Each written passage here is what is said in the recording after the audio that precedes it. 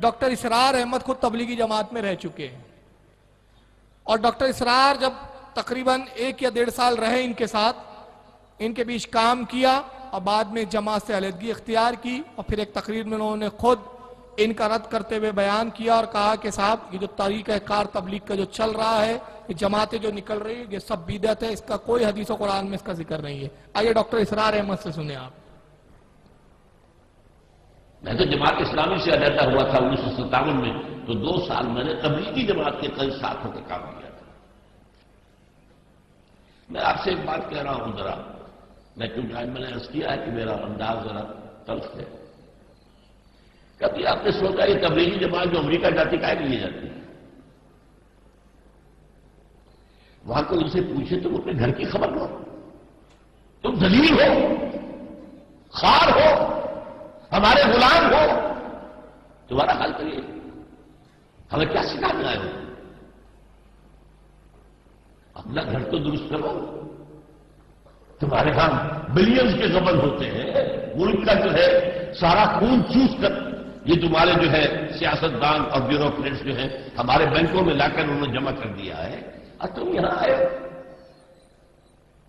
تم بھی ہو چکی ہے، ہمیں بھی پڑھاؤ گے؟ ذرا ہمیں نمونہ دکھاؤ کہیں، کسی عالم اسلام میں کسی ملک میں اسلام ہے، مجھے دکھاؤ ذرا۔ سوچنے کی بات ہے کہ نہیں؟ اور ایک بات نوٹ کر لیجئے، کہتے یہ ہے کہ یہ حضور کے طریقے پر ہے، نوٹ کر لیجئے، حضور نے کبھی کوئی تبلیغی وفد جماعت نہیں بھیجی، کبھی۔ 12 برس تک مکے میں تھے تو مکے ہی میں کام ہو رہا، مکے میں کام ہو رہا، مکہ ہے اس کے گرد و نواح ہے، بس کہیں باہر کوئی جماعت بھیجی؟ آخری سیرت ہم نے بھی پڑھی ہے، میں نے بھی پڑھی ہے۔ ہجرت کے بعد مدینے میں آ گئے تو اب عرب کے اندر اندر کام ہو رہا، عرب کے اندر اندر کام ہو رہا ہے۔ وہی کے آغاز کے 18 برس بعد پہلے خطوط لکھے آپ نے دعوتی بادشاہوں کے نام، کوئی جماعت نہیں بھیجی، کوئی تبلیغ کے لیے لوگوں کو نہیں بھیجا، خطوط بھیجے، ایک آدمی سفیر کی حیثیت سے خط لے کر کے، اللہ اللہ خیر صلی اللہ، مجھے حضور کی پوری زندگی میں دکھا دیجئے کہ حضور نے کوئی تبلیغی جماعتیں باہر نکالی، ایک بھی نہیں۔ ہاں جب عرب میں انقلاب آ گیا، اللہ کا دین قائم ہو گیا، اب فوجیں نکلی ہیں، وہ تبلیغی نہیں تھے،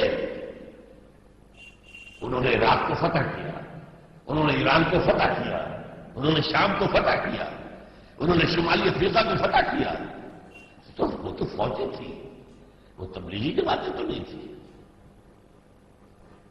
تو ذرا سوچیے۔ ڈاکٹر اسرار احمد صاحب کا مطالبہ آپ نے سماعت فرمایا ہے کہ رسول اللہ صلی اللہ علیہ وسلم کی پوری سیرت میں اس طرح سے وفد نکال کے تبلیغ کے لیے نکلنا کہیں ثابت ہی نہیں ہے، یعنی یہ خود بہت بڑی بدعت ہے۔ اب اندازہ لگائیے کہ جس کا پورا ڈھانچہ ہی بدعت پر قائم ہو، اس کو کیا حق پہنچتا ہے کہ وہ اعلیٰ حضرت کو اور سنیوں کو بدعتی کہے؟ اس کو پہلے اپنے گریبان میں جھانکنا چاہیے۔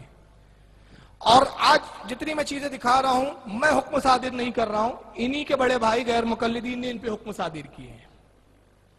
تو یہ انہی کے گھر کے ایک ہی تالی کے چٹے بٹے ہیں، دونوں مولانا اسماعیل دہلوی کو مانتے اور فالو کرتے ہیں، جنہوں نے اپنے گھر کے گھر والوں کو ہی پہلے جواب دینا چاہیے۔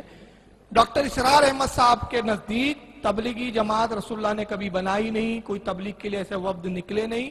ہاں غزوات اور جہاد کے لیے لوگ جو ہے صحابہ اکرام نکلے اور ممالکوں کو انہوں نے فتح کیا، وہ الگ ہے۔ اس طرح سے 40 دن اور 45 دن بوریا بسترا لے جانا ہے، رسول کی پوری سیرت میں کہیں ان کو نظر نہیں آتا۔ تو آج تبلیغی جماعت والوں سے سب سے بڑا میرا بھی مطالبہ ہے اور اسرار احمد کا بھی مطالبہ ہے کہ ان کو چاہیے کہ وہ پہلے اپنے اس بدعت سے اپنا دامن کو دھوئے۔ آئیے توصیف الرحمان صاحب بھی اسی بات کو دوسرے انداز میں کہہ رہے ہیں۔ کیا تبلیغ والے دعوت کا کام کو لوگوں کو بلاتے ہیں، ہم ان کی دعوت کے کام کو کریں، ان کے ساتھ شامل ہوں، کیونکہ تبلیغ والے صحیح نماز کا طریقہ سکھاتے ہیں، قرآن حدیث کی روشنی میں وضاحت کریں۔ تبلیغ والے دعوت کا کام کرتے ہیں، وہ دودھ تو بیچ رہے ہیں لیکن دودھ کے اندر پانی ملا کر بیچ رہے ہیں، بلکہ زہر ملا کر بیچ رہے ہیں۔ دودھ بیچنے سے انکاری نہیں ہے، گھوم رہے ہیں، پھر رہے ہیں، محنت کر رہے ہیں، پیسے لگا رہے ہیں، وقت لگا رہے ہیں۔ جس کتاب کو لے کر وہ چل رہے ہیں، جس کتاب کو ہر حلقے میں پڑھا جاتا ہے، جس سے درس دیا جاتا ہے، وہ کتاب فضائل اعمال اور فضائل صدقات شرکیہ واقعات سے بھری پڑی ہے۔ فضائل صدقات حصہ دوم صفحہ 558 کتب خانہ فیضی لاہور کی چھپی ہوئی، اس میں ذکریہ صاحب تصوف کا یہ غلیظ ترین گندا عقیدہ لکھتے ہیں، اے اللہ جو تو ہے وہ میں ہوں، جو میں ہوں وہ تو ہے، میں اور تو خود شرک در شرک ہے۔ یہ کفر کا عقیدہ ہے، یہ شرک کا عقیدہ ہے۔ اللہ عز و جل خالق ہے یا مخلوق ہے، وہ رازق ہے مرزوق ہے۔ اب اس کتاب کو لے کر وہ گھوم رہے ہیں، یہ کتاب پڑھی جا رہی ہے، اس کتاب کے اندر جو چیز لوگوں کے کانوں میں ڈالی جا رہی ہے اس کے اندر کفریہ اور شرکیہ واقعات اور جھوٹے واقعات بے بہا ہیں۔ اس کتاب کو چھوڑ دیجئے، اس طریقہ کار کو چھوڑ دیجئے، اللہ کی توحید کی دعوت دیجئے۔ نماز کی دعوت بنیادی نہیں ہے، یاد کر لیجئے۔ اگر کوئی نماز کی دعوت پہ جماعت بناتا ہے تو گمراہ ہے، اگر جہاد کی دعوت پہ جماعت بناتا ہے گمراہ ہے، اگر وہ روزے کی دعوت پہ جماعت بناتا ہے گمراہ ہے۔ جماعت جب بھی بنے گی وہ لا الہ الا اللہ کی دعوت پر بنے گی۔ اگر توحید بنیاد ہے تو کامیاب ہے، اگر توحید بنیاد نہیں، کسی نے جہاد کے نام پہ لوگ اکٹھے کر لیے، کسی نے تبلیغ کے نام پہ لوگ اکٹھے کر لیے، کسی نے مسلمین کے نام پہ لوگوں کو اکٹھا کر لیا، تو یہ سب دعوتیں باطل ہیں۔ حقیقی سچی صحیح دعوت وہ ہے جو لا الہ الا اللہ کے نام پہ دی جائے۔ دو باتیں بیان کی ہے توصیف الرحمان نے، ایک تو تبلیغی نصاب جو ان کی کتاب ہے فضائل اعمال، اس پر انہوں نے حملہ کیا ہے اور کہا اس میں جتنے عقائد ہیں سب کفری اور شرکی عقائد ہیں، تو لہٰذا ان کو چاہیے کہ اپنی کتاب کے کفری اور شرکی عقائد کے تعلق سے پہلے بات کرے، ایک چیز۔ دوسری چیز، جماعت جو نکل رہی ہے، توصیف الرحمان صاحب نے بھی کہا کہ اس طرح سے جماعت نکالنا یہ ثابت نہیں ہے۔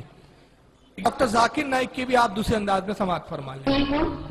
میرا سوال ذاکر بھائی سے ہے کہ ہمارے یہاں اسلام کو ایک نیا شکل دیا گیا ہے، وہ تبلیغی جماعت کے نام سے مشہور ہے، جس میں مسلمان جو ہے وہ 40 دن اپنے گھروں کو چھوڑ کر مسجدوں میں رہتے ہیں، اور پھر اس میں ایک ایسی کتاب پڑھی جاتی ہے جس کا قرآن و حدیث سے کوئی تعلق نہیں، جھوٹی حدیثیں اس میں بھری ہوتی ہیں، فضائل اعمال یا پھر تبلیغی نصاب کے نام سے وہ مشہور ہے۔ آپ اس کے بارے میں برائے مہربانی تھوڑا سا واضح کر دیں۔ آپ بالکل صحیح فرماتے ہیں کہ تبلیغی نصاب یا فضائل اعمال جسے کہتے ہیں، اس کے اندر وہ کتاب ہے جو مولانا زکریا صاحب نے لکھی تھی، اس کے اندر مکسچر ہے، صحیح حدیث بھی ہے، ضعیف بھی ہے، موضوع بھی ہے، کہانی قصہ بھی ہے، تو اسے سارے حدیث کو ماننا اور سارے حدیث کو عمل کرنا صحیح نہیں۔ ہمیں عمل کرنا چاہیے صرف صحیح حدیث پہ، صحیح حدیث ہماری حجت ہے۔ اور جو سوال تھا کہ 40 دن ایسا کوئی میں قرآن مجید کی کوئی آیت نہیں جانتا ہوں جس میں لکھا ہوا ہے کہ 40 دن کے لیے آپ کدھر جاؤ، یا کوئی صحیح حدیث میں نہیں جانتا ہوں اس میں لکھا ہوا ہے کہ 40 دن کے لیے آپ کام چھوڑ کے کچھ جانا چاہیے، یا گشت ہوتا ہے ہفتے میں 1 بار، مہینے میں کم از کم 2 بار، سال میں کم از کم 3 دن، زندگی میں کم از کم سال میں 40 دن، مہینے میں 3 دن، زندگی میں کم از کم 1 بار 4 مہینے۔ یہ سب چیز کچھ قرآن سے حدیث سے ثابت نہیں ہے، قرآن سے حدیث ثابت نہیں ہے۔ ذاکر نائک صاحب کا بھی وہی کہنا ہے، تبلیغ میں جانا 40 دن، سال میں 40 دن 1 بار، مہینے میں 2 دن 1 بار، یہ قرآن و حدیث سے یہ ثابت نہیں ہے۔ تو انہی کے بھائیوں کے مطالبات میں نے بیان کیے ہیں، یہ میرے اپنے مطالبات نہیں ہیں، تو یہ خود اپنا دامن پہلے بدعت سے بچائیں۔ اور آخری میں اس تعلق سے کہ معراج ربانی صاحب کی ہے، اسرار احمد صاحب نے تو بڑے مہذب انداز میں حدیث سے ثابت کرو یہ مطالبہ کیا، وہی مطالبہ توصیف الرحمان کا ہے، وہی مطالبہ ذاکر نائک کا ہے، لیکن معراج ربانی چونکہ بڑے فیض گو واقع ہوئے ہیں تو اپنی فیض گوئی والی انداز میں انہوں نے کچھ الگ انداز میں بولا ہے۔ آئیے ذرا ان کو سنیں پہلے آپ۔ تبلیغی جماعت جو 3 مہینہ 4 مہینہ کے لیے نکلتے ہیں، کیا وہ درست ہے؟ ابھی تک آپ اس عقیدے کو درست نہیں کر سکے اللہ کے بندے؟ اتنے دن سے یہاں پروگرام ہو رہے ہیں کہ تمام سب چیزیں غلط ہیں بھائی۔ یہ 4 مہینے 3 مہینے یہ عورتوں کے اپنے ایام کے پیریڈ کے اصول ہوتے ہیں، 3 مہینے حیض کے، ان کے طلاق کے بعد 4 مہینے مرنے کے بعد شوہر کے، یہ سب اسلام کے اندر نہیں ہے۔ 3 مہینے اللہ تعالیٰ آپ کو جتنی توفیق دے، 1 گھنٹے 2 گھنٹے کی اللہ کے دین کی بات لوگوں تک پہنچائیں، چلتے پھرتے اٹھتے بیٹھتے ہمیشہ، یعنی کہ 2 دن کے لیے نکلو، 3 دن کے لیے نکلو، 4 دن کے لیے نکلو، تو یہ اجر ہے، یہ ثواب ہے۔ یہ یہاں آپ آئے ہو الحمدللہ، چاہے جس نیت سے آئے ہو۔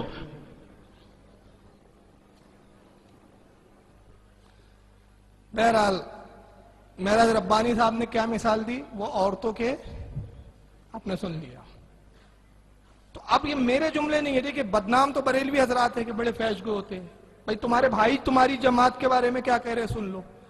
तो अब क्या तबलीगी जमात के सारे हजरात वही हैं जो इन हालात से गुजरते हैं